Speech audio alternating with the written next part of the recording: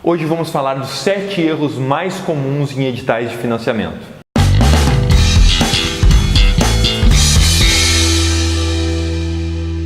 Além de ser proponente em projetos culturais, eu já fui parecerista tanto em editais federais quanto municipais. E além disso, eu também, na época que eu fui gestor público, eu fui responsável pela composição de alguns editais. Hoje nós vamos falar dos 7 erros mais comuns em editais de financiamento.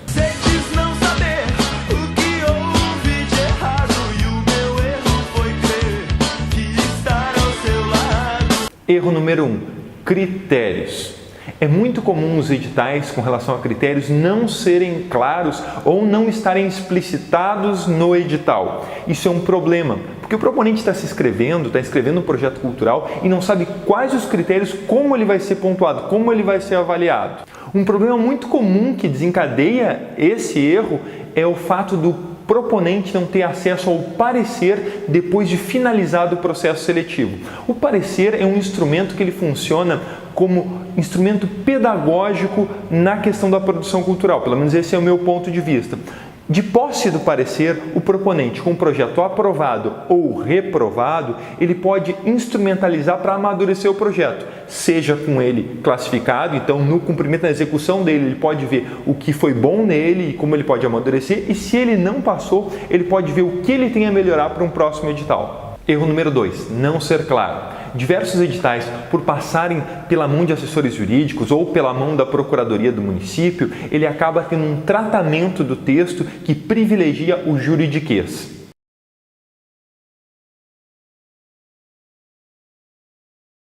Essa formalização da linguagem do edital acaba distanciando a proposição de financiamento da produção cultural, afastando o personagem que realmente importa, que é o artista, que é o produtor cultural, o proponente do projeto. O uso dessa linguagem também é responsável muitas vezes por diversos artistas e grupos e produtores culturais se afastarem dos editais de financiamento e decidir nem concorrer. Erro número 3. Não instruir proponentes. Um edital deve ser claro. No entanto, para ele obter o êxito de atingir vários proponentes, de atingir o financiamento à cultura, ele tem que ter adesão da comunidade. E a adesão da comunidade só obtém a partir do estreitamento entre o poder público e a sociedade civil. Isso tu faz como? Promovendo oficinas, debate, diálogos, de todas as formas, para capacitar esses proponentes e fazer com que eles se inscrevam no edital e amadureçam suas propostas. Também é importante salientar que surgem diversos editais, frequentemente, dizendo facilitamos a inscrição, ou o acesso facilitado, ou a linguagem, ou a democratização do acesso, enfim. Só que muitas vezes são feitos por gestores que não produzem e que não têm contato com o dia a dia da produção cultural e que de fato não acaba facilitando. É muito mais um discurso que se diz facilitador e uma prática muito distante disso. Erro número 4, burocracia. Há uma diferença entre burocracia, que é a papelada, a documentação que é exigida pelo edital e que é necessário para a comprovação de determinados itens, quanto à burocracia, que é o que é exigido de forma antecipada ou sem nenhum critério. Diversos editais trabalham não com a ideia da burocracia, mas da burocracia. Isso dificulta muito o processo. Certidões negativas, documentos com validade ou documentos que não têm relação direta com o edital, muitas vezes são solicitadas, o que compromete uma execução e uma avaliação mais dinâmica dos projetos.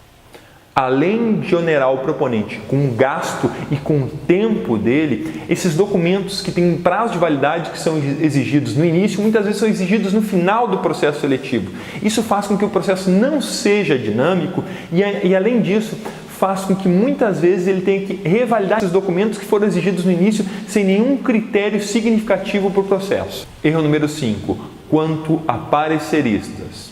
Esses editais de financiamento, ele tem pareceristas que avaliam os projetos e selecionam de acordo com os critérios estabelecidos. O problema é que muitas vezes os pareceristas não são escolhidos de acordo com o perfil do edital ou com a necessidade do local ou do município que está lançando ele. Por exemplo, é muito comum o Conselho de Cultura ser avaliador dos projetos culturais do município. Do meu ponto de vista, isso não é uma sábia escolha na gestão do edital.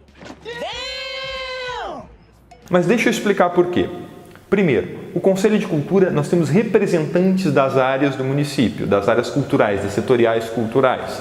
Então aí tu tem normalmente artistas, pessoas que produzem, mas não são pessoas que estão acostumadas com a avaliação. E muitas vezes são pessoas que não participam de editais. A gente tem que ter no corpo dos pareceristas, pessoas que além de produzir, além de ter conhecimento da produção cultural, elas têm que ter experiência na avaliação de projetos e preferencialmente que não tenham relação direta com os produtores. No município é muito comum que a produção cultural, o Conselho de Cultura, conheça as pessoas que produzem. Isso muitas vezes dificulta, porque há outro problema que eu quero falar com relação aos pareceristas, que é a falta de impessoalidade. Um parecerista ele tem que ser impessoal. Não importa se está avaliando o amigo ou a pessoa que ele não se dá nem um pouco bem. Ele está avaliando o projeto, não as pessoas. Muitas vezes os próprios representantes do Conselho de Cultura têm interesse em participar do edital. E às vezes por algum regimento, alguma lei, não podem participar porque eles já estão ligados